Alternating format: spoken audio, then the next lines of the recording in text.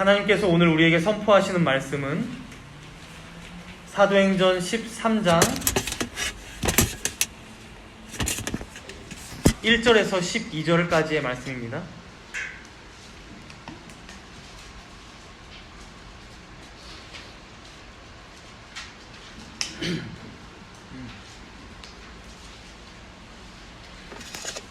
신약성경 208페이지에 있습니다. 사도행전 13장 1절에서 12절까지 제가 봉독하겠습니다.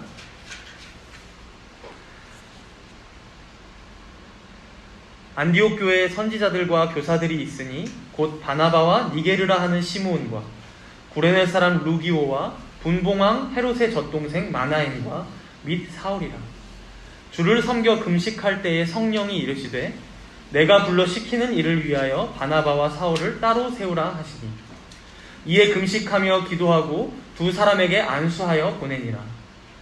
두 사람이 성령의 보내심을 받아 실루기아에 내려가 거기서 배 타고 그브로에 가서 살라미에 이르러 하나님의 말씀을 유대인의 여러 회당에서 전할세 요한을 수행원으로 두었더라.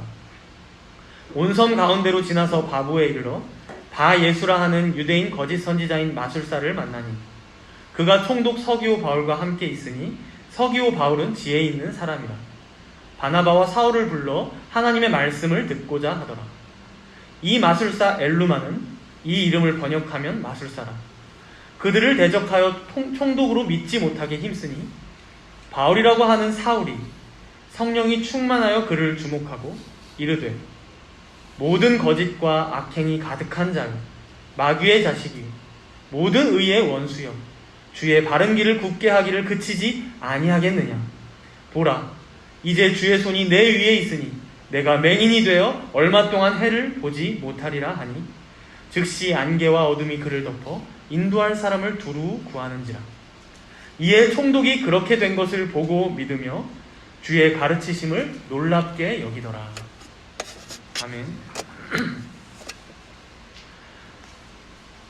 우리가 사도행전의 말씀을 볼 때 항상 유의해서 봐야 하는 부분은 타락한 인류 가운데 하나님께서 구속하시고자 택하신 자는 아브라함이었고 그 아브라함과 그의 후손들 가운데 하나님의 복과 구원이 약속된 것이었고 그래서 구약에 보면 그 수많은 선지자들을 통해 또 지도자들을 통해 애굽으로부터 구원해내시고 혹은 주변의 열강들로부터 건져내시고 계속 그렇게 자신의 말씀으로 계시하사 이끄시고 이런 역사들을 쭉 가져온 자들은 이스라엘 백성들이고 그 민족인데 이제 예수님께서 이 땅에 오셔서 자신의 구원 사역을 다 성취하시고 획득하신 그 구속의 유익이 즉 구원이 어떻게 그 이스라엘 민족들 뿐만 아니라 이방 민족들 가운데에도 퍼져나가게 되었는가.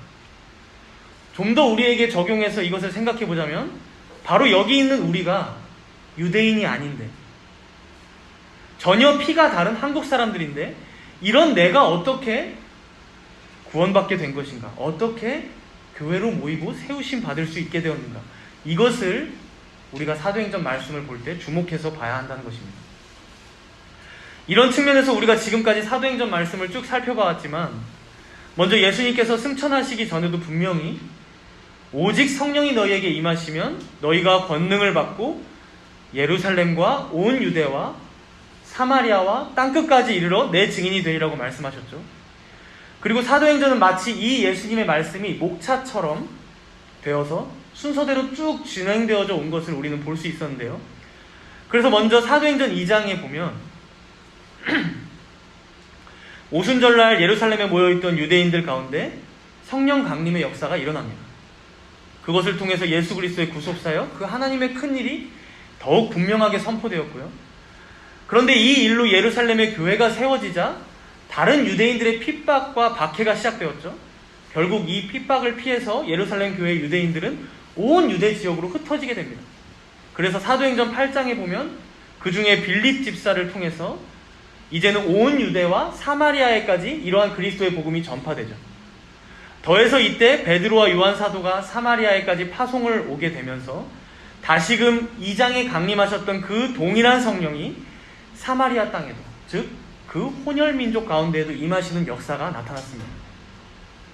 그리고 10장 그리고 11장에 와서는 이제 드디어 전혀 유대인과 피가 한 방울도 섞이지 않은 저기 가이사랴라는 도시에 살고 있던 백부장 고넬료의 집에도 하나님께서 베드로를 통해 복음이 들려지게 하심으로 고넬료와 거기 모여있던 그의 친척들과 친구들에게까지 자신의 성령을 부어주시고 세례받게 하심으로 진짜 이방인들이 교회의 일원이 되는 일들을 하나님께서는 보여주셨죠.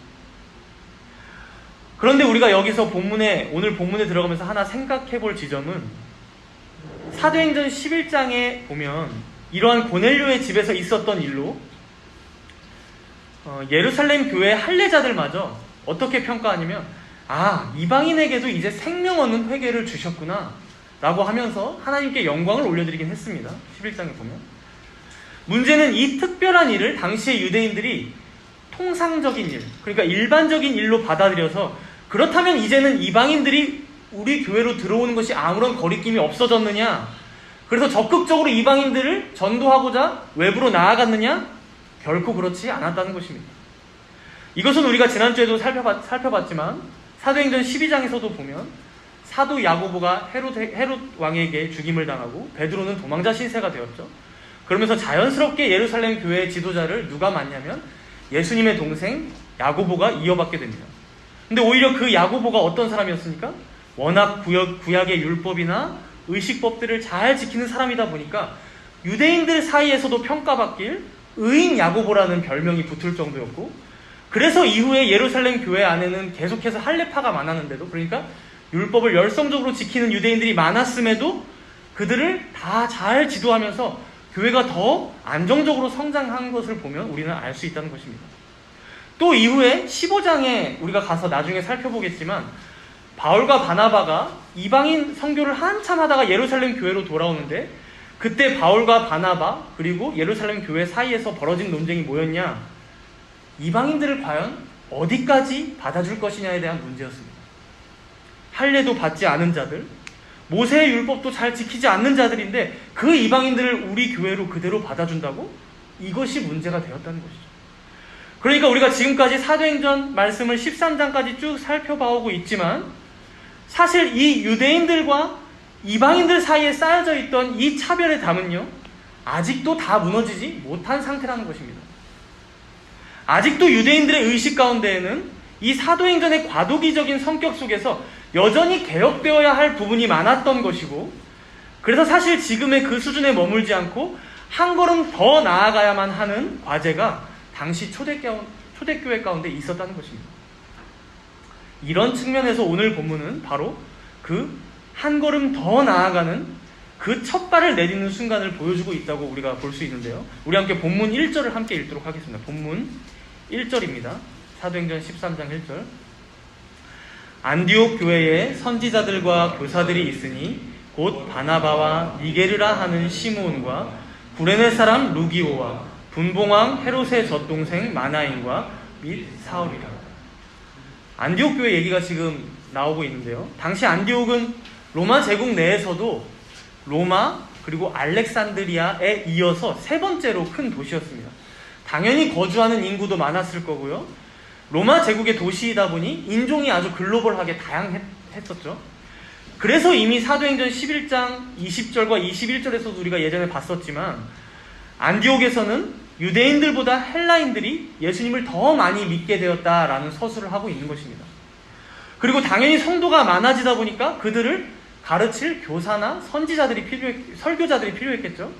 그래서 안디옥 교회 선지자들과 교사들 명단을 지금 1절에서 말해주고 있는데요. 이 명단을 보면 먼저 총 5명이 등장하는데, 첫 번째 등장하는 사람과 5번째 나오는 사람은 바나바와 사울, 우리가 어느 정도 아는 인물이에요.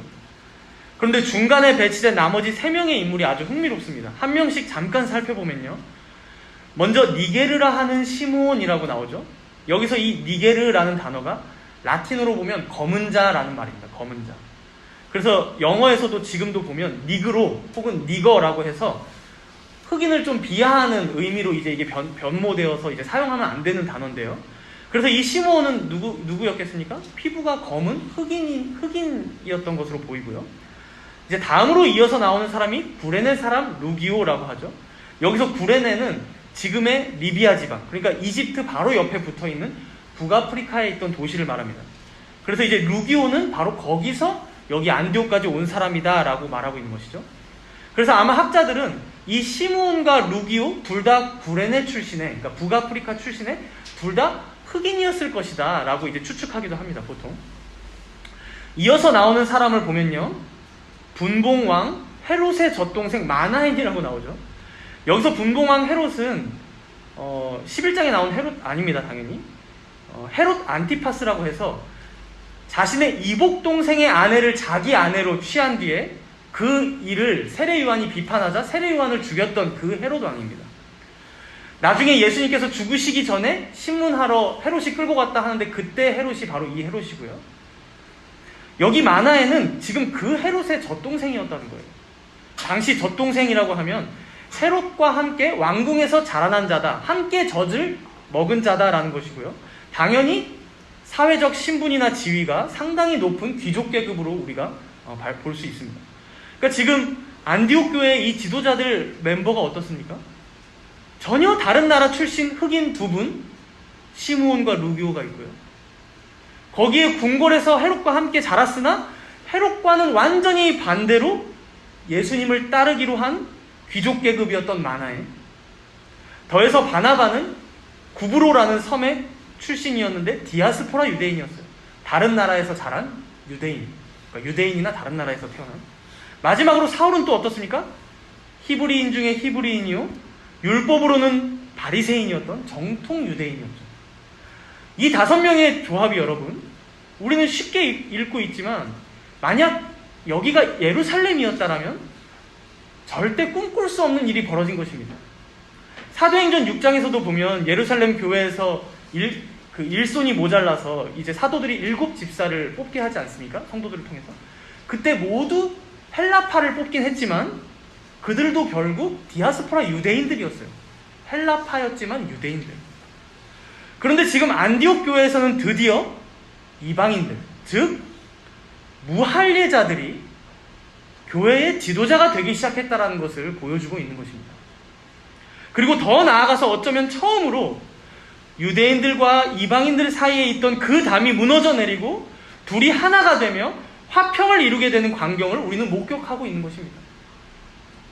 하나님께서 구약의 아브라함에게 내가 내게 복을 주어 땅의 모든 족속이 너로 말미암아 복을 얻을 것이야 라고 말씀했던 그 복이 실제로 유대인들을 통해 이방인들에게도, 무할례자들에게도 차별 없이 임하는 현장이 바로 이곳이었다는 것이죠.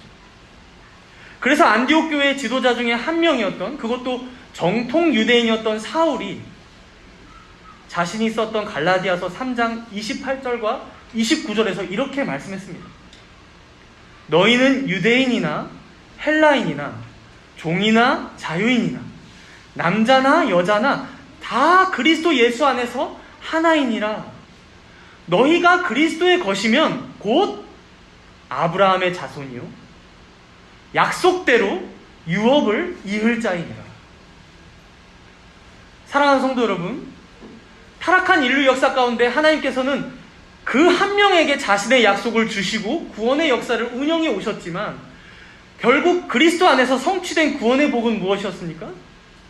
너희가 그리스도의 것이면 곧 그 한 명, 그 아브라함의 자손이 됨으로써 너희도 그가 받았던 그 약속을 그대로 이어받아 영원한 하나님의 유업, 그 구원을 얻게 된다고 말씀하는 것입니다. 바로 이 약속 안에서 안디옥 교회는 그렇게도 서로 다른 이들이 그리스도 안에서 한 몸이 되었던 것입니다. 심지어 그가 무할례자라고 할지라도, 혹은 어떤 이의 피부색이 우리와 다르다 할지라도, 혹은 출신이 천에서 어느 집의 노예였다고 할지라도, 당시 문화상 천대받았던 여자였다고 할지라도, 혹은 주인이든 종이든 늙은 노인이든 어린아이든 모두가 예수 그리스도 안에서 한 몸을 이루는 교회로 세워져 가게 되었다는 것이죠. 우리 또한 마찬가지입니다. 우리가 서로를 보면 서로의 출신도, 배경도, 혹은 성별도, 가진 소유의 차이도, 사회적인 계급도, 자라온 환경도, 성향도, 혹은 가지고 있는 생각, 좋아하는 것, 싫어하는 것 서로 다 달라요. 너무 다릅니다. 그러나 서로 다른 우리가 그리스도의 복음 안에서 성령의 역사로 말미암아 한 몸을 이루며 주님의 교회로 세워져 간다는 것입니다. 그리고 하나님께서 이들을 이렇게 한 몸 된 교회로 모으시고 세우신 데에는 분명한 목적이 있었음을 우리는 알 수 있습니다. 분명한 목적. 우리 함께 본문 2절과 3절을 읽도록 하겠습니다. 2절과 3절. 주를 섬겨 금식할 때에 성령이 이르시되 내가 불러 시키는 일을 위하여 바나바와 사울을 따로 세우라 하시니 이에 금식하며 기도하고 두 사람에게 안수하여 보내니라. 이제 안디옥 교회 교사들은 자신들의 공적인 사역인 어떤 교육이나 설교에 열중하면서 주를 섬기던 중에 있었을 것으로 보입니다. 그러다가 성령께서 그 중에 바나바와 사울 두 사람을 따로 세우게 하시고요. 그리고 교회의 안수를 통해서 공적으로 그들에게 특별한 임무를 부과하셔서 지금 파송받도록 하고 계시죠. 이러는 중에 이들이 금식하며 준비했다라는 말씀이 나오는데 이건 가난한 심령으로 하나님께서 자신들에게 요구하시는 사명이 무엇인지 면밀히 살피면서 또 그만큼 앞으로 되어가야 할 일들을 위해서 열심을 다해 기도하며 주님을 더욱 의지했다는 것을 보여줍니다. 그래서 이 모든 일들을 이제 종합하면서 설명하길 본문 4절에 보시면 앞에 뭐라고 나옵니까? 두 사람이 성령의 보내심을 받아라고 말씀하고 있는 것이죠. 여기서 우리가 생각할 수 있는 것은요, 지금 하나님께서는 이제 무할례자들이 구원받았으니까 이제 우리의 사명은 다 했다, 여기서 끝이다, 혹은 여기에 교회가 세워졌고 어느 정도 성장했고 커졌으니까 다 완성했다, 결코 이러지 않으셨다는 것입니다. 그 안에서 성도들을 바른 말씀으로 가르치기 위해서 먼저는 교사들과 선지자들을 세우셨죠. 그리고 특별하게 또 그 중에 2명은 교회 밖에도 하나님의 복음을 듣고 믿어야 할 이들이 아직 많았기 때문에 그들에게 파송할 전도자들을 또 세우고 계신 것입니다. 물론 이러한 모든 과정들을 교회 성도들이 함께 논의하고 또 투표하고 결정했겠지만 이것에 대해 지금 누가가 기록하기를 계속해서 뭐라고 중간중간에 덧붙입니까? 성령이 따로 세우셨다, 성령이 보내고 계신다 라고 말씀하고 있는 것입니다. 그러니까 여러분, 우리가 사도행전을 쭉 살펴봐 오면서 오순절 성령 강림 사건, 너무 그 경험이 강렬하다 보니까 그것만 기억하고 마칠 수가 있는데 그것이 끝이 아니라 어쩌면 그 이후에 이어지는 과정들 가운데 성령께서는 더 세심하게 역사하사 자신의 교회를 한 교회 한 교회 세워가시는 하나님의 인도하심이 있다는 것을 우리는 주목해야 한다는 것입니다. 그리고 이러한 인도하심이 그냥 아무런 목적 없는 향방 없는 일하심이 아니라 결국 인류 역사 전체를 통해 이루고자 하셨던 하나님의 뜻, 하나님께서 아브라함에게 주셨던 그 약속을 이루고 계신 과정이라는 것을 우리는 봐야 한다는 것입니다. 여러분, 만약에 초대교회가 예루살렘 교회 수준에서 머물러 있었다면 어떻게 온 유대와 사마리아와 땅끝까지 주의 복음이 전파되었겠습니까? 물론 예루살렘 교회와 안디옥 교회의 사명 자체가 서로 다르기도 했겠지만 지금 무할례자들마저 교회의 지도자로 세움받는 이 안디옥 교회가 없었다면 이 이후에 그리스도의 복음이, 그 하나님의 구원의 약속이 어떻게 이방인들 가운데 전파될 수 있었겠냐는 것입니다. 그리고 바로 이 사명을 위해 존재하는 교회가 이 사명을 잘 계속해서 수행할 수 있도록 성령 하나님께서는 때론 어떤 이들을 따로 세우고 계신 것입니다. 오늘 본문에 바나바와 사울을 그리하셨던 것처럼 말이죠. 그렇게 어떤 이들은 가르치는 교사로 세우기도 하시고, 어떤 이들은 다스리는 장로로 세우기도 하시고, 어떤 이들은 돕고 섬기는 집사로, 또 어떤 이들은 사랑과 헌신의 은사로 다 각기 각양각색의 그 은사들 가운데 하나님께서는 세워가신다는 것입니다. 그래서 그것이 주님의 몸된 교회를 섬기고 세우는 사역이 되기도 하지만 또 세상에 나가 각기 자신의 은사대로 주의 복음을 선포하는 자들로서 그렇게 하나님의 말씀에 요구하신 대로 각자에게 맡겨진 가정, 일터, 사회에서 살아가는 자들로서 우리 하나님께서는 그렇게 자신의 교회 모두를, 성도들 모두를 부르신 대로 또한 파송하고 계신다는 사실입니다. 이러한 하나님의 의도가 아주 잘 드러나는 말씀이 오늘 본문의 말씀이라고 할 수 있는데요. 우리 함께 본문 9절을 읽도록 해보겠습니다. 9절입니다. 9절. 바울이라고 하는 사울이 성령이 충만하여 그를 주목하고. 지금까지 우리는 그의 이름을 사울이라고만 알고 있었습니다. 그렇죠? 그런데 여기서 이 사람이 바울이라고 불리기도 했다는 것인데요. 당시에 로마가 워낙 글로벌한 국가이다 보니까 언어를 보통 2개 이상 사용했습니다. 보통 2개 이상. 그래서 유대인들은 어떻게 했습니까? 자신의 히브리식 이름이 사울이었다면 라틴어로는 파울로스라고 해서 바울이라고 불렸던 것입니다. 그런데 여기서 드디어 이방 세계 가운데 불리우는 그의 이름인 바울을 누가가 처음으로 기록하면서 이후로는 이제 다 바울이라고만 기록합니다. 이 지점이 지금 어떤 분기점이 되고 있는 것을 우리는 볼 수 있는 것이죠. 관련해서 오늘 본문 바로 다음 절인데요. 우리 함께 13절을 한번 읽어볼까요? 사도행전 13장 13절입니다. 바울과 및 동행하는 사람들이 바보에서 배 타고 밤빌리아에 있는 버가에 이르니 요한은 그들에게서 떠나 예루살렘으로 돌아가고. 이 앞부분에 바울과 및 동행하는 사람들이, 여러분 어떤 변화가 느껴지십니까? 지금까지 사울을 보면요, 7장에서는 스데반을 죽일 때 그 현장에 있던 자였고요, 8장에선 예루살렘 교회들, 예수 믿는 자들을 가장 앞장서서 핍박하는 자로 등장했었고요. 그래서 다 뿔뿔이 예루살렘 교회를 흩어지게 한 주범이었죠. 그러나 그런 자를 9장에 보면 승천하신 예수님께서 광명한 빛 가운데 나타나서 회심시키시고 자신의 복음을 전하는 자로 변화시키셨는데요. 그렇다고 하더라도 여러분, 사울은 지금까지 바나바가 오라면 오고 가라면 가는, 그렇게 바나바 뒤에서 조용히 보조적인 역할을 활동하던 자였어요. 그래서 지금까지 보면 바나바와 사울이라는 이 순서가 단 한 번도 뒤바뀐 적이 없었던 것입니다. 계속해서 이 서술 순서를 지켜서 누가는 기록했죠.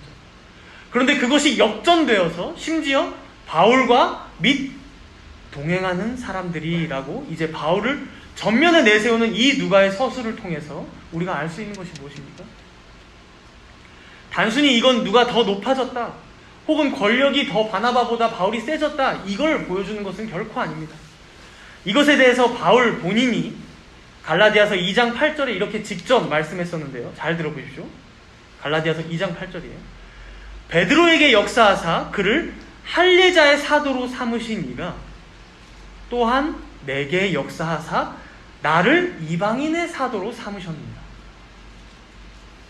베드로에게 역사하사 할례자의 사도로, 나에게 역사하사 이방인의 사도로.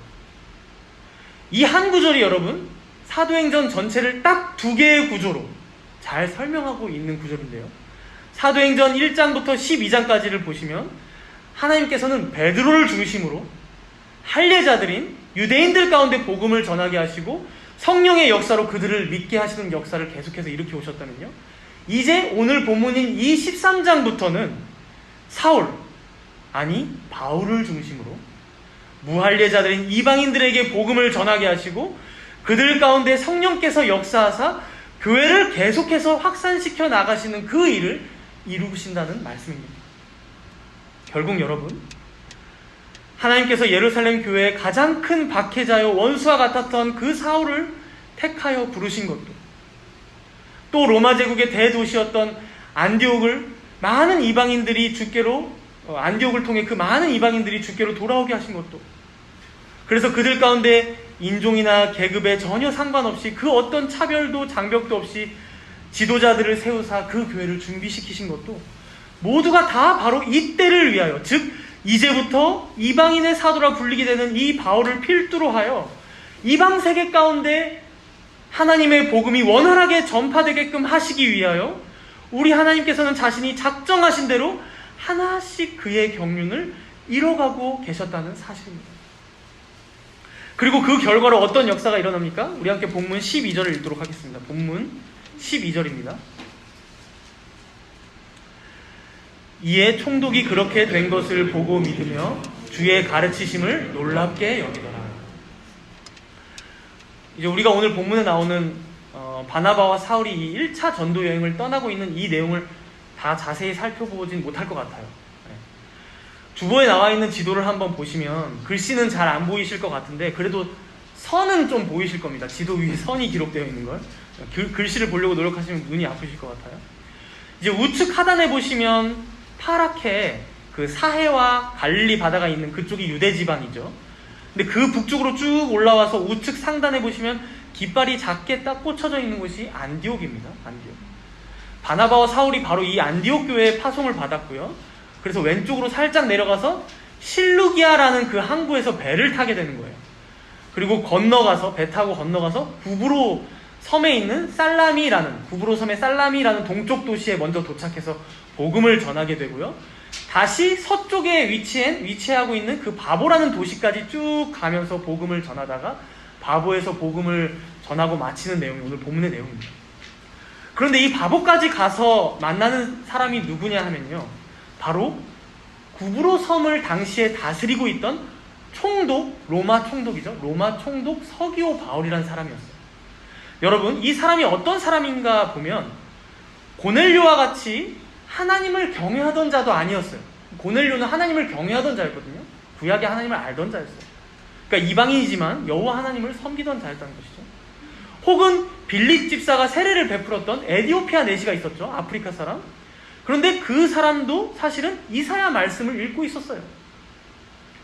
그런데 지금 이 총독은 어떻습니까? 전혀 하나님에 대한 개념도 관념도 없던 자였다는 것이죠. 심지어 오늘 이 본문의 내용을 나중에 여러분들이 다시 읽어보셔도 좋을 것 같은데요.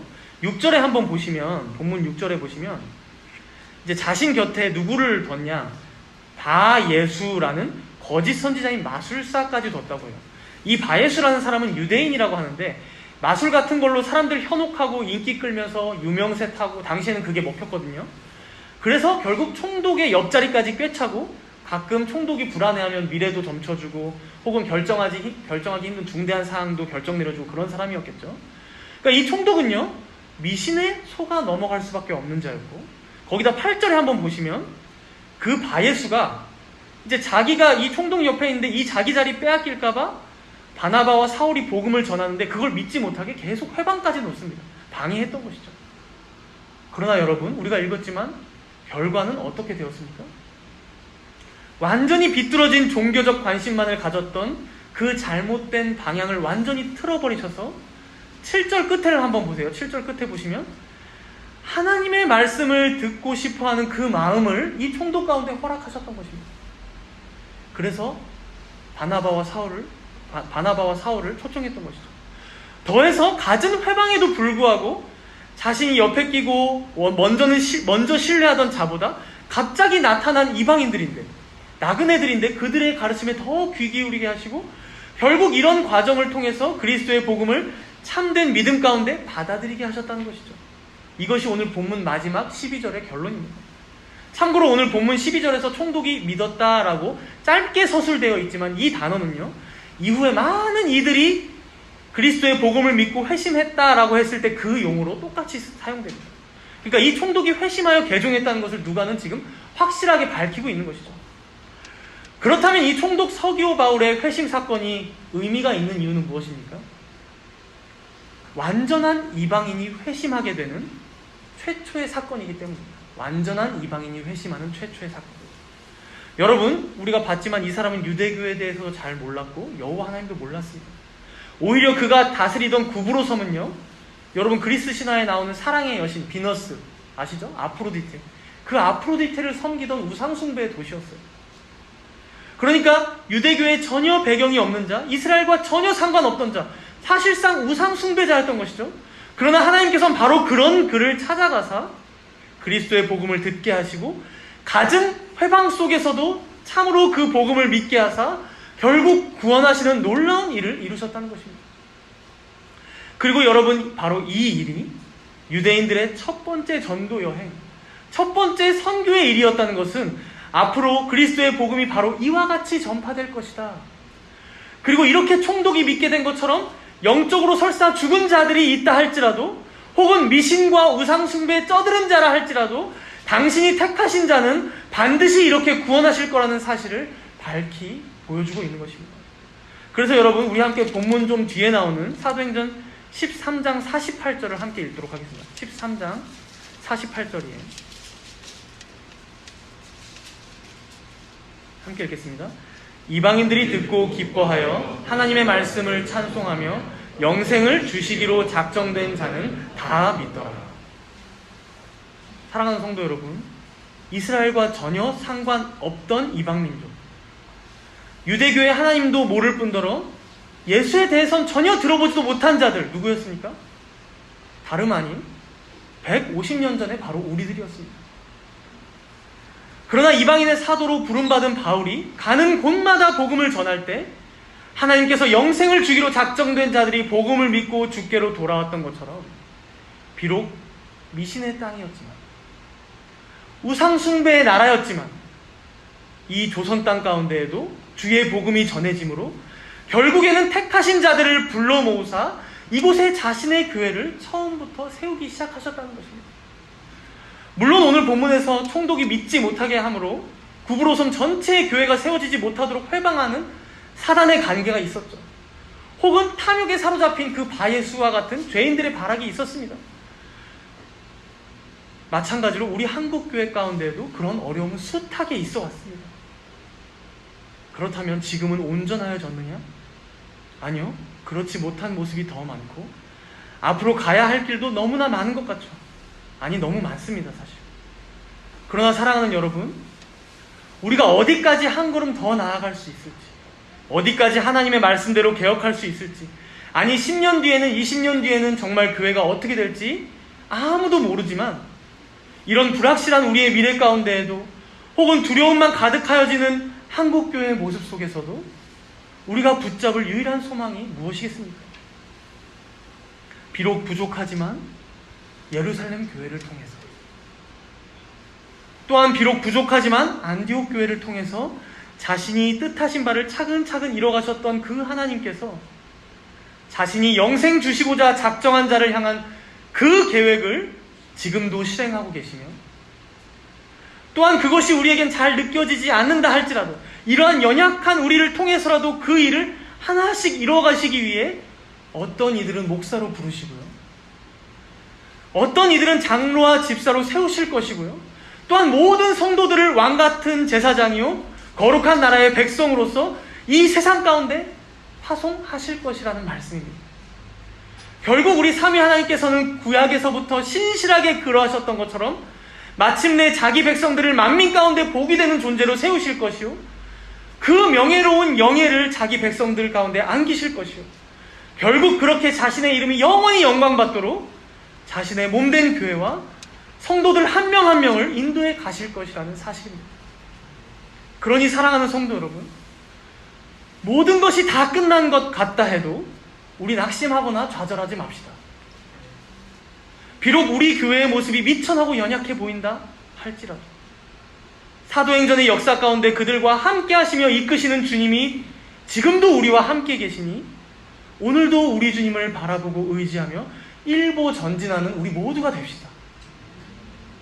또한 개인적으로 내 모습이 비록 하나님 앞에서 너무 부족하고 연약한 것 같다 해도, 사랑하는 여러분, 그런 우리를 통해, 그런 나를 통해서도 이룰 일이 있기에, 이루실 하나님의 크신 경륜이 있기에 지금의 우리를 여기 교회로 부르사 세우셨다는 사실을 여러분 꼭 잊지 마시기 바랍니다. 그리고 이러한 하나님의 역사는 우리 주님이 다시 오시기 전까지는 결코 끊이지 않고 끝나지 않음을 꼭 기억하시고, 우리가 이 과정 가운데 있기에 오늘보다 내일이, 올해보다 내년이 더 복된 날들이 될 것을 바라보며 기대하시는 여러분 되시기 바랍니다. 우리 함께 기도하도록 하겠습니다.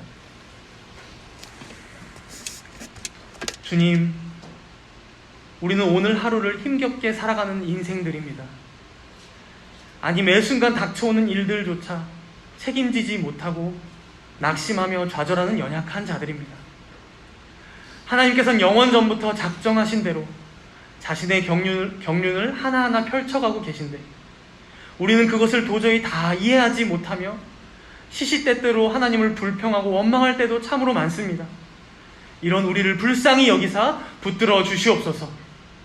또한 이런 중에도 여전히 하나님께서는 자신의 뜻과 계획 가운데 자신의 택하신 백성들을 한 명 한 명 부르시고 구원하사 이 땅 가운데 자신의 거룩한 백성으로 빛과 소금된 성도로 살아가게 하심을 우리가 믿습니다. 그 값없는 은혜에 감사를 올려드리며 살아가게 하여 주시옵소서. 우리 함께 이렇게 잠시 동안 회개와 감사의 기도로 조용히 기도하며 나아가도록 하겠습니다.